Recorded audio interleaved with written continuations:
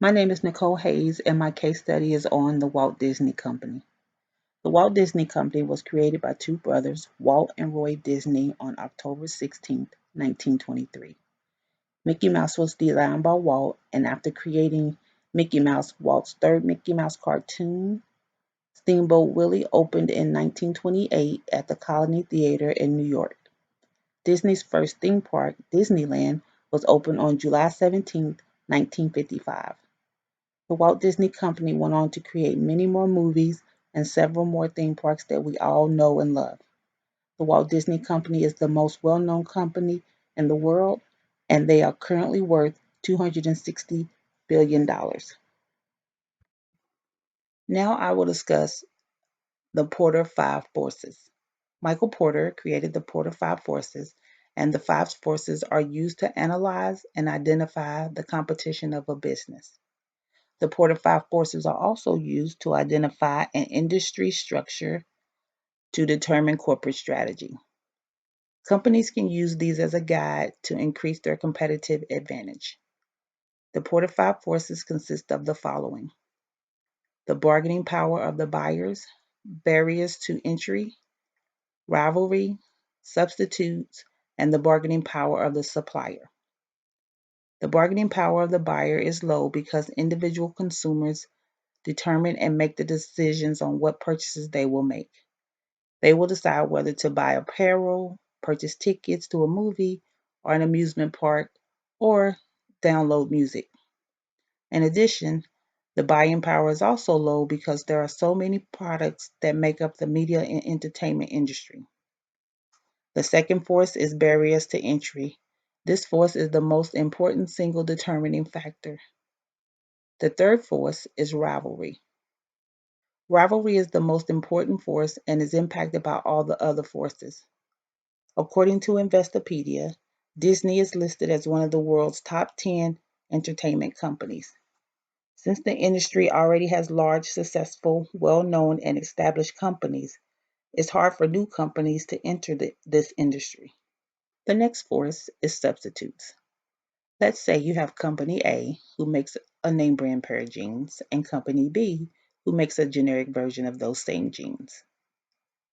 The generic version is the same quality and fits you the same, just slightly cheaper in price. Customers usually typically like to go with the cheaper version in order to save money.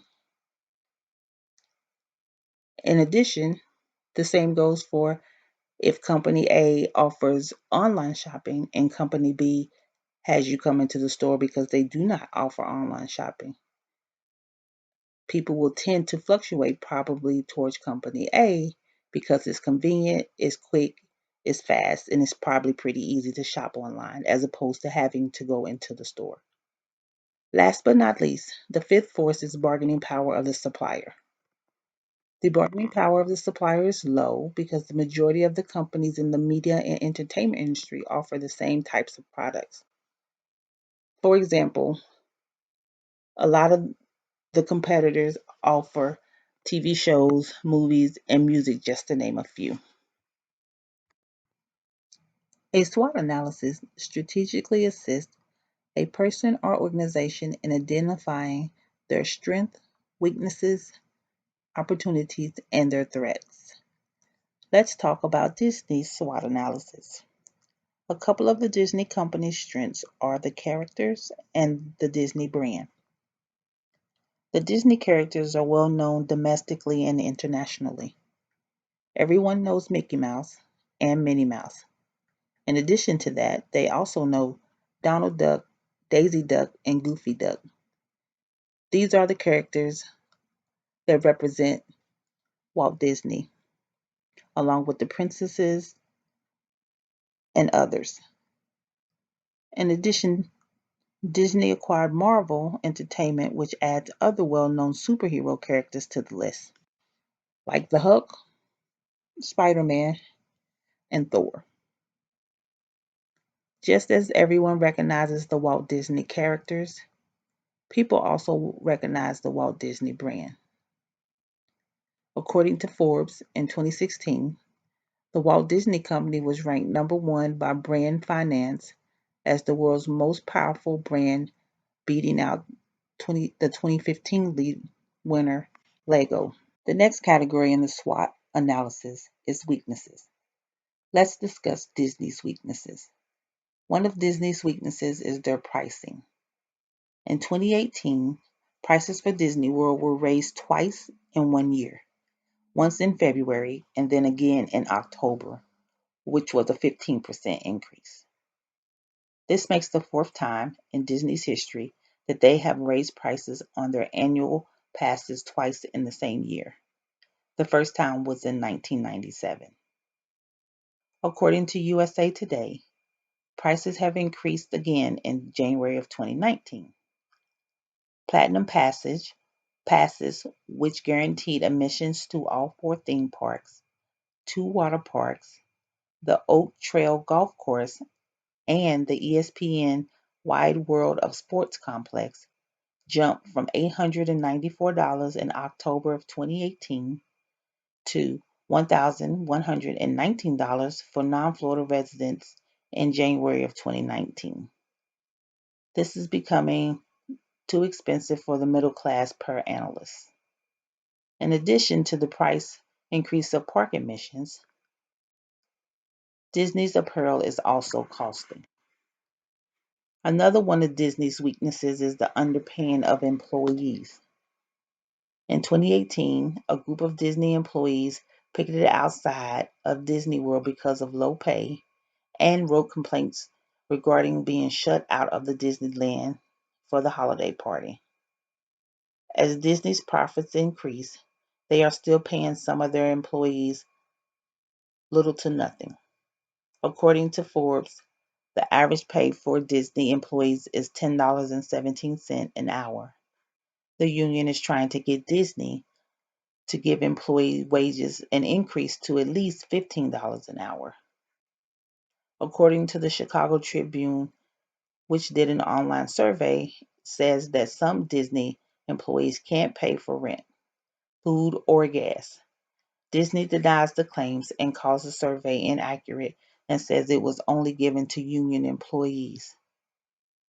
With all the money Disney is making, it can afford to give the employees a raise. It will help boost morale and retain employees. The next category in our SWOT analysis is opportunities. Although Disney currently has theme parks located in Hong Kong, Shanghai, Tokyo, and Paris, it would be a good opportunity for them to continue to expand its international presence. They could do this gradually by putting a theme park on every continent and in Canada. They could also, in addition to adding these theme parks to the continents, look into procuring another private island. They currently offer cruises on their 4 cruise ships that will take you to their private island, which is located in the Bahamas. The island is called Castaway Cay. Even though the additional theme parks and procuring another island is costly, once completed, it will bring in additional revenue that will pay off those costs. The second opportunity Disney has already started working on as well is Disney Plus, a new streaming service. The new streaming service is scheduled to launch on November the 12th, 2019. This date falls in line with the holiday season and the new release of Frozen 2 on November the 22nd and a Star Wars movie on December the 20th. Disney Plus will also launch internationally between October 2019 and October 2020. You will be able to subscribe to Disney Plus, Hulu, and ESPN Plus individually or possibly as a discounted bundle.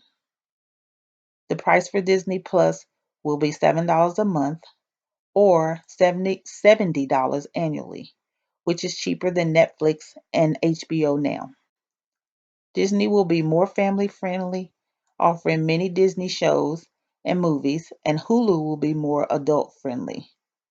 The next category in the SWOT analysis is threats. Disney's main threats is its competition. Since Disney is a diversified business, it has many competitors. Disney's diversified business includes theme parks, cruise lines, TV shows, and more. Disney has to stay above in all areas of its business in order to stay above its competition and have a competitive advantage. The next threat is cyber attacks, which is a huge problem not just for Disney, but for all companies in the industry. With all the hacking that has been happening over the last few years, customers just want to know that when they use your website, such as Disney, their information is secure and safe. They want to be confident in using your website to procure tickets, apparel, etc., without having to worry about their data being compromised. The financial analysis compares the last 3 years of Disney and 1 year of its Disney's competitor, Viacom.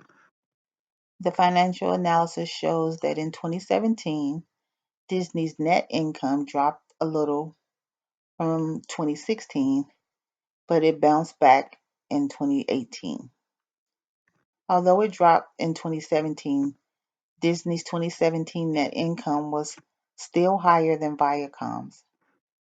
Even though Disney's net income dropped in 2017, they have more total assets than they did in 2016. This could be because they purchased Century 21 Fox and the acquisition was completed at the end of 2017. Disney seems to be doing very well. The Boston Consulting Group created a matrix to assist companies in determining the areas of their business that need more investment and resources. That matrix is called the BCG matrix. According to Disney's portfolio, it shows us the following. In the stars category, we have media networks and Disney's theme parks.